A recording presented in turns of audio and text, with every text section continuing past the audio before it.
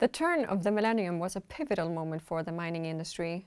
Lots of research on the resource curse, the development of the MMSD, the establishment of the ICMM, and it was largely led by the mining industry. We talked to John Samuel of Anglo, one of the main companies behind that development. John, welcome to Raw Talks. Thank you very much.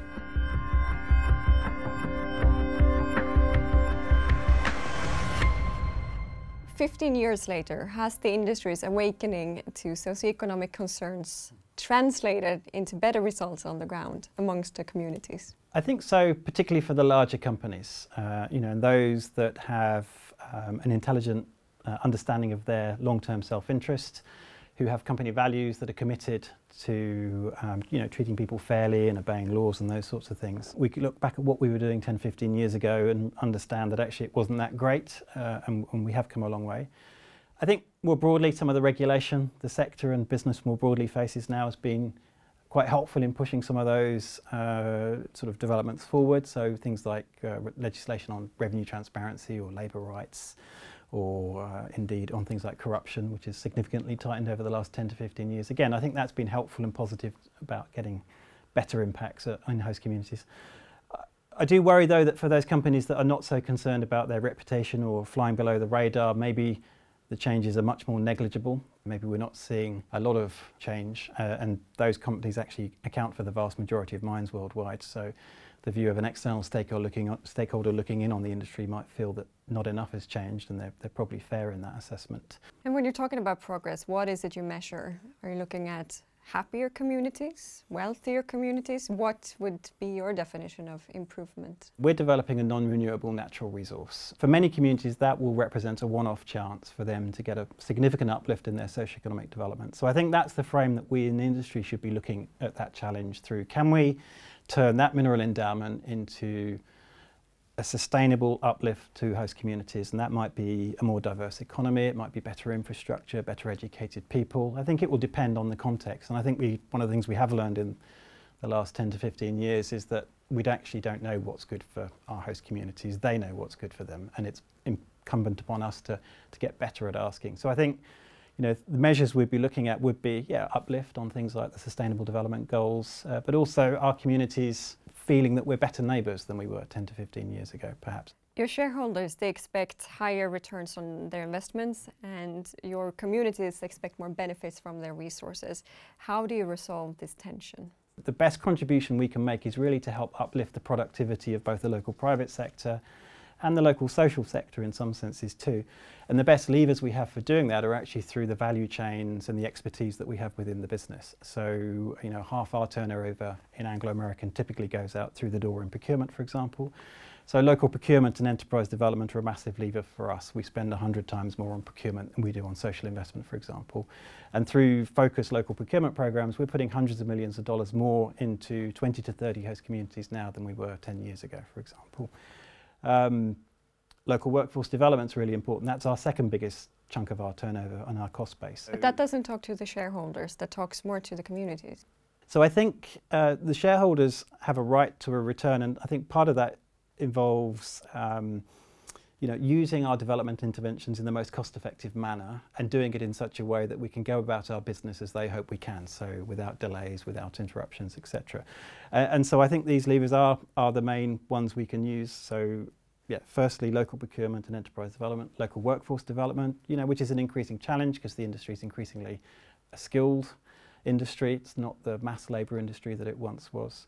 And then we look at things like building the capacity of host governments. Our third biggest cost item usually is the taxes we pay. So again, trying to make sure that those taxes are well used. And if they're well used, then actually you can do an enormous amount of good. If they're not well used, actually people tend to come back for more tax rather than look at government perhaps. So those are the levers, and we still see a role for social investment. We just think it should be focused on those things where our value chains can't really have much of an impact. So an example would be things like education, or particularly early years education, or healthcare projects, for example. Let's move into the current trends in the industry. In the past, mining was assumed to deliver local benefits through direct jobs and business opportunities like the local supply chain. But there's some structural changes that actually are shrinking that pool, and automation, global procurement are two cases in point. How are these trends affecting your communities on the ground? You're right, there's been a bit of a shift in what we can offer host communities, particularly as the industry's become higher skill. But I don't think we can fight that. So productivity, is the essence of any successful business. The industry actually doesn't have a great track record on productivity over the years, so we're playing catch up with many other industrial sectors. So we're putting a lot of money into our innovation program, which we call Future Smart Mining, which will have labour productivity effects. And there are different ways you can deal with that. You can either produce more because with the same number of workers, or you can reduce headcount, and in all honesty we'll be doing a bit of both in our operations as we deploy these productivity technologies. But I think also without employing these productivity technologies, many of the operations we're looking at today probably wouldn't be viable as well. So it's hard to kind of get an overall effect or a picture at any single operation, but we know that long run, if the industry doesn't improve its productivity and if the company doesn't improve its productivity, then we don't have much of a future. On the global procurement piece, I think, again, that's a potential risk, but I think our experience is that as we've brought the best of our expertise to bear through a more centralised approach to procurement, for example, we've actually been able to transfer our best practices in local procurement. So we're actually procuring a lot more today from host communities than we were 10 years ago.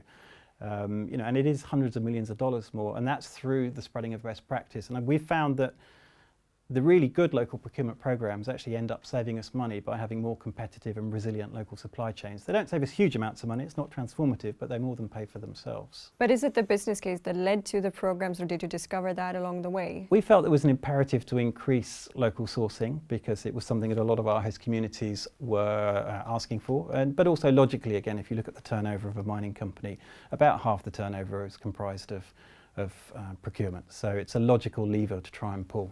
There was a time when no one expected the industry to play a role when it comes to broader economic development, but today there is increasing pressure for the industry to take a leading role, for example, when it comes to the Sustainable Development Goals. But to what extent should companies get involved in this broader economic development? And we're talking now beyond jobs and beyond local supply chains. I think the mining industry is unusual in the extent to which people have expectations of it to catalyse socioeconomic development in host communities and host countries. But that is because we are developing these non-renewable natural resources. So I think there is a sort of an implicit deal there between companies and host governments and communities.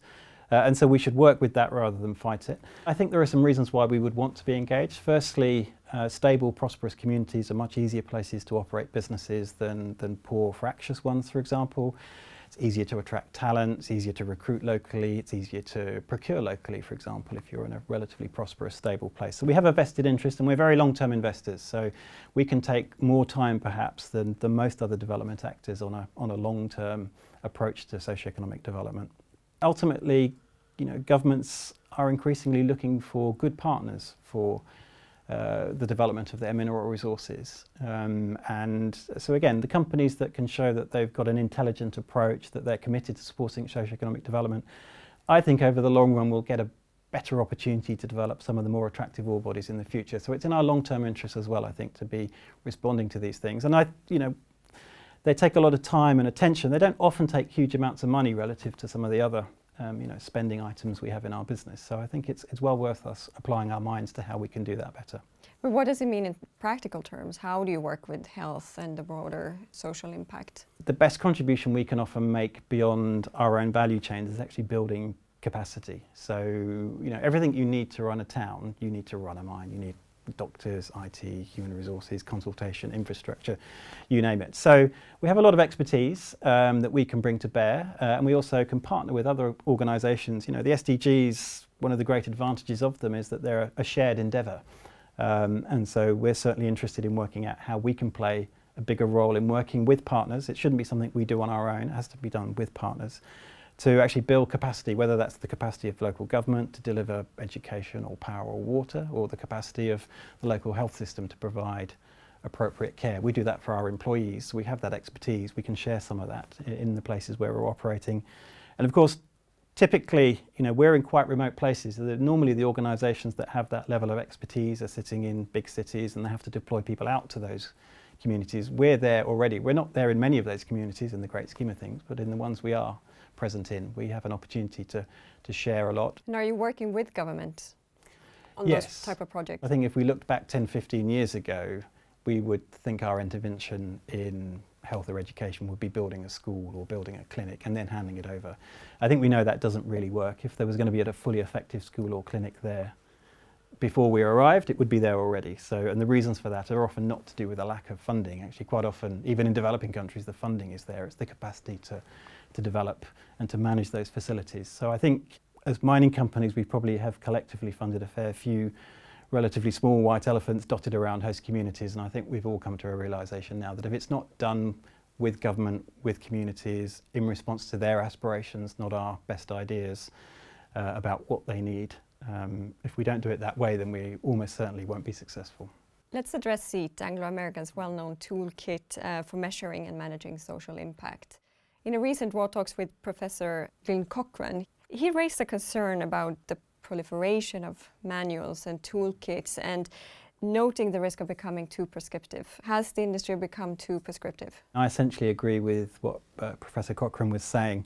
And one of the things we've learnt over the last 10 years or so was that actually the people who are successful at managing social performance tend to be people who have expertise in various aspects of the social sciences, or a lot of their own personal expertise where they've come through other disciplines within the company, whether it's exploration or mining. But people have developed a strong core of expertise over their career, and the people that have come to the discipline from other disciplines have also taken time to learn some of the aspects of social sciences. So I think he's right. You can't just give people toolkits and expect them to go away and be able to manage, it's often quite complex, wicked problems first time around. So I think that is right, and social performance as a professional discipline is a relatively recent concept, but I think it's one that's actually increasingly accepted across the mining industry and certainly in Anglo American. So I agree with him. I do think guidelines and best practice can be very useful though. As a business we're running about 35 to 40 operations. It's really helpful to be able to collate and share and disseminate best practices. It's also the case that some of the external commitments we take on formally or implicitly actually require us to follow some quite specific procedures. So, an example would be a complaints and grievance procedure. The UN guiding principles on business and human rights do actually mandate some quite key requirements of a complaints and grievance procedure. And I think it would be unwise to expect every operation to come up with their own procedure, go off, find the best practice from the UN, find the guidance that's been produced by various entities, whether they be industry bodies or academics, and then produce that and put that into their own unique site-level process. I think it makes much more sense for us as a business to capture those sorts of requirements and build them into standard processes. But you can't give a novice a standard process. They're like a machine. People need to be trained, they need to have the right level of education to use them, etc. You can't get away from needing the right expertise, but I think there is a case for good standardised guidance on those topics that are amenable to that. You cannot manage what you cannot measure, and ties in what you were saying, and measuring and reporting surely is one of the big success stories we've seen in the industry over the past, say, 15 years. But there is a risk that reporting becomes an end in itself rather than a tool to inform policy. Has reporting become a media exercise? And this is also something that Professor Cochrane talked about.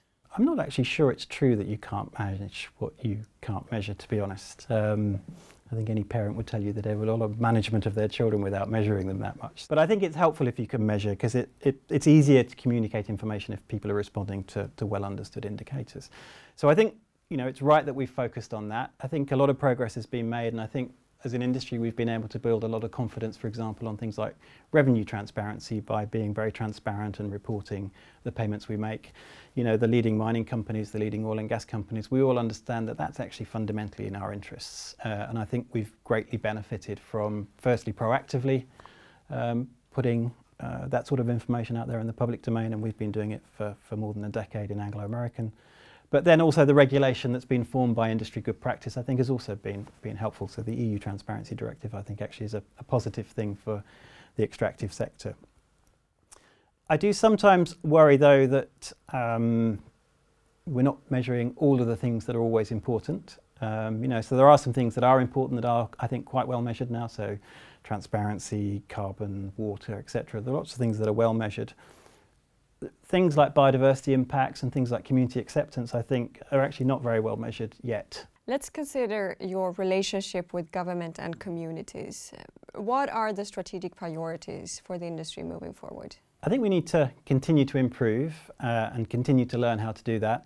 One of the things we've been working on in the last 2 or 3 years, along with partners at Kellogg Innovation Network at Northwestern University, is something called the Development Partner Framework, and that calls for looking at the mine in a regional setting. And our platinum business in South Africa piloted that in Limpopo province. And what they found was by putting in a bit of upfront money into developing really good regional spatial plans to identify opportunities, we actually found a much broader range of opportunities than we could possibly have found if we only looked in the environments of our operations, in our host communities. And having done that work, we came up with about 25 different high potential development interventions.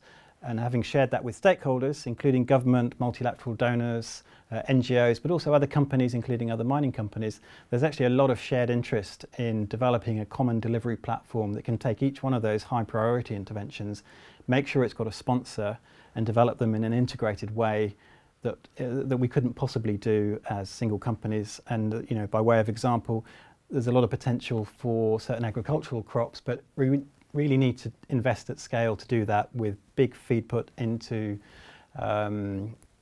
central processing facilities. No one company can support that, but if we act in concert, we can have scale at that sort of impact. So I think that regional lens on development opportunities is where we need to focus next. Thank you very much for joining Raw Talks, John. Thank you. And to keep up with the new debate on extractives and development, join us at rawtalks.org.